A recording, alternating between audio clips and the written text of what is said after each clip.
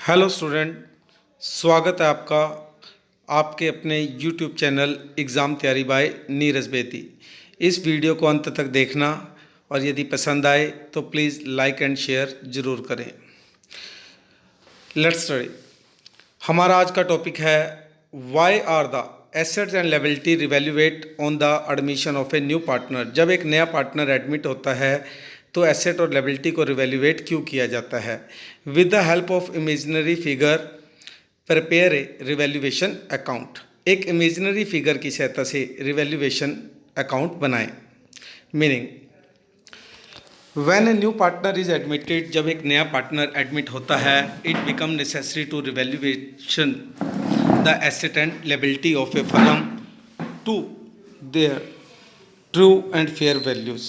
जब एक नया पार्टनर एडमिट होता है तो एक फर्म की सही स्थिति जानने के लिए एसेट्स और लायबिलिटी की रिवैल्यूएशन खाता बनाना ज़रूरी है। Revaluation of asset and liability is done with the help of a new account.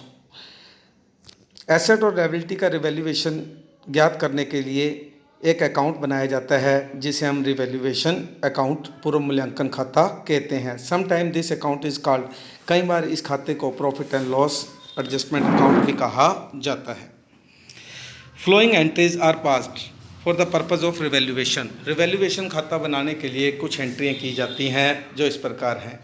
For decrease in the value of assets, assets की वैल्यू कम होने पर। एसेट्स हमारी डेबिट बैलेंस होता है, जब इनकी वैल्यू कम होती है तो ये क्रेडिट में चली जाती है, तो इस तरह से एंट्री बनेगी revaluation account debit to asset.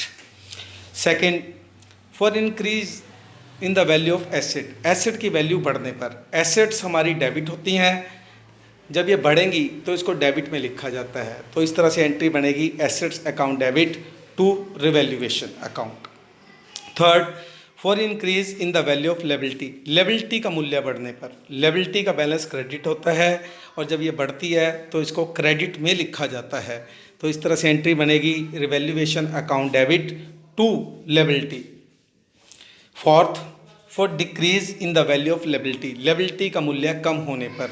Liability हमारी क्रेडिट बैलेंस होता है, जब इसकी वैल्यू कम होती है तो ये डेबिट में लिखी जाती है, तो इस तरह से एंट्री बनेगी liability account debit to revaluation account. When revaluation account shows profit, जब रिवैल्यूएशन खाते से प्रॉफिट आए तो एंट्री बनेगी revaluation account debit to all partners capital.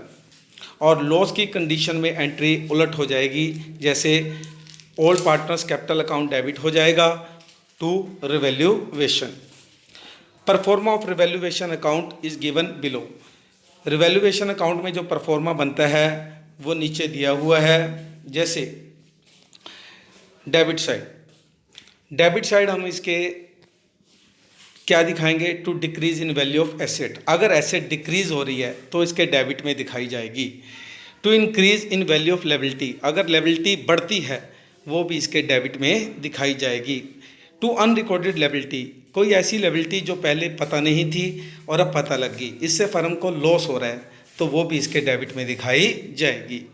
इसी तरह credit side, by increase in value of asset, अगर एसेट बढ़ती है तो उसके क्रेडिट में दिखाई जाएगी, क्योंकि एसेट की वैल्यू बढ़ने से फर्म को प्रॉफिट होगा और जो भी प्रॉफिट होगा वो रिवैल्यूएशन के क्रेडिट में दिखाया जाएगा। By increase in value of liability, liability की वैल्यू कम हो रही है, लायबिलिटी कम होने से फर्म को प्रॉफिट होगा, इसलिए ये भी उसके क्रेडिट में दिखाया जाएगा।